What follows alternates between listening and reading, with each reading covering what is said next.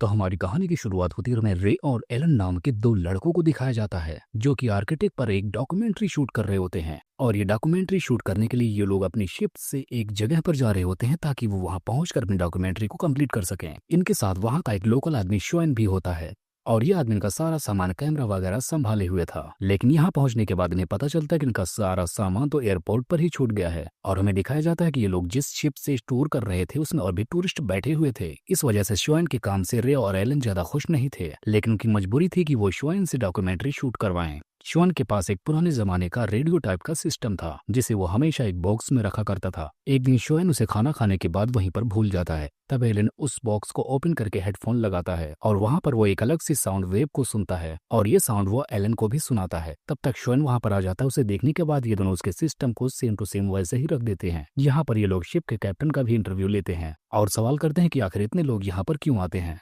क्योंकि यहाँ पर नेटवर्क तक नहीं है। तब कैप्टन जवाब देता है कि लोग यहाँ पर अपने सुकून को तलाशते हुए आते हैं, यहाँ के नेचर को देखने के लिए आते हैं। अब रात होने के बाद कैप्टन सबके लिए फिश सर्व करता है, लेकिन रे और एलन ने फिश नहीं खाई थी, लेकिन रे फिश खा लेता है जिसके बाद से उसकी तबीयत खराब होने लगती है। अब यहीं से इनके साथ कुछ अजीब सा इंसिडेंट होने लगता है। तब यहाँ पर रे, एलन और शोर को छोड़कर शिप के सारे लोग गायब होने लगते हैं। पहले तो इन्हें लगता है कि इनके साथ प्रैंक हो रहा है, लेकिन जब ये लोग पूरी शिप खंगाल डालते हैं, इन्हें कोई भी नहीं मिलता। तब इन्हें शक होने लगता है कि शिप में आखिर कुछ तो बहुत गलत हो रहा है। सिग्नल ना होने की वजह से इनके सेल फोन पहले से भी बेकार हो चुके थे। इधर एलन की तबीयत फिश खाने की वजह से और भी ज्यादा बिगड़ती जा रही थी। तब यहाँ पर शोन दूर एक आइलैंड को देखता है। तब वो रे और एलन को बताता है कि वहां जाकर वो मदद मांग सकते हैं। तब एलन को शिप पर एक कैमरा भी मिलता है जिसमें शिप पर सबके गायब होने की रिकॉर्डिंग भी होती है। अब ये लोग जब उस आइलैंड तक पहुंच जाते हैं तो वहां पर एक मौजूद घर के अंदर कोई भी इंसान इन्हें नहीं मिलता। तब रे को एक जगह पर रखा हुआ सूप मिलता है, लेकिन वो अभी भी गर्म ही था, जिससे उन्हें पता चलता है कि यहाँ पर कुछ तो अजीब हो रहा है।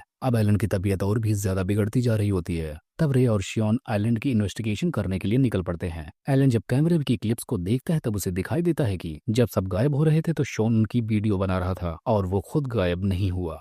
और यहीं से उसे लगता है कि शॉन को इस सब के बारे में पता है। अब रे एलन को ये बात बताने के लिए जाता है, लेकिन शो भी उसके साथ था इसलिए वो रुक जाता है। अब इधर शॉन उसे वही रेडियो बॉक्स का म्यूजिक सुनाकर सुला देता है, लेकिन जब रे उसके पास वापस आता है तब एलन के पास से उसे वो कैमरा मिल जाता है, जिसके बाद वो भी वीडियो क्लिप देखकर समझ जाता है कि शॉन उनसे कुछ न कुछ तो छुपा रहा है। अब यहाँ पर वो सीधा जाकर शो को बहुत बुरी तरीके से पीटता है ताकि वो उसे सब कुछ सच बता दे। तब शो उसे सब कुछ सच बताता है कि किस तरह से सुपरसोनिक वेव का एक्सपेरिमेंट चल रहा है और वो वेव्स इतनी खतरनाक है कि इंसानों का नाम और निशान गायब कर देती हैं और हमारे यहाँ शिप के सारे लोग भी इसी सोनिक वेव की वजह से गायब हुए हैं। और तुम और एलन इसलिए बच गए क्योंकि तुमने हमारे रेडियो में वो वेव्स पहले भी सुन रखे थे और उसे एक साइंटिस्ट ने बनाई थी, जिसकी वजह से जो उसे सुनेगा उसे कुछ नहीं होगा और इसी वजह से तुम पर सोनिक वेव का कोई असर नहीं हुआ और उसे आर्मी वालों ने ही यहाँ पर भेजा है। लेकिन अब ये सीक्रेट हम तीनों को पता चल चुका है तो हम तीनों को मरना पड़ेगा क्योंकि मैं इस मिशन को सीक्रेट नहीं रख सका। यहाँ पर शॉन बताता है कि एलन ने शिप में फिश खा ली थी जो कि पहले से ही इन्फेक्टेड थी और उसी वजह से उसकी तबीयत बिगड़ गई है। तब वो कहता है कि हम आर्मी वाले कुछ ही देर में उनको भी मार देंगे। अब रे एलन को ये बात बताने के लिए फौरन आता है, लेकिन वो देखता है कि एलन पहले से ही मरने की हालत में पहुंच चुका है। इधर शॉन अपने मिलिट्री वाले फोन से कांटेक्ट करने की कोशिश करता है, लेकिन तभी उसे आकर गोली लग जाती है और वो वहीं पर मारा जाता है, लेकिन उसे मारने वाले को दिखाया नहीं जाता और रे ये सब कुछ देखकर डर जाता है।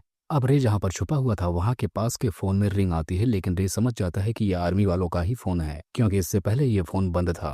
अब इसी सस्पेंस के साथ इस मूवी का यहीं पर एंड हो जाता है कि रे बचता है या फिर मारा जाता है।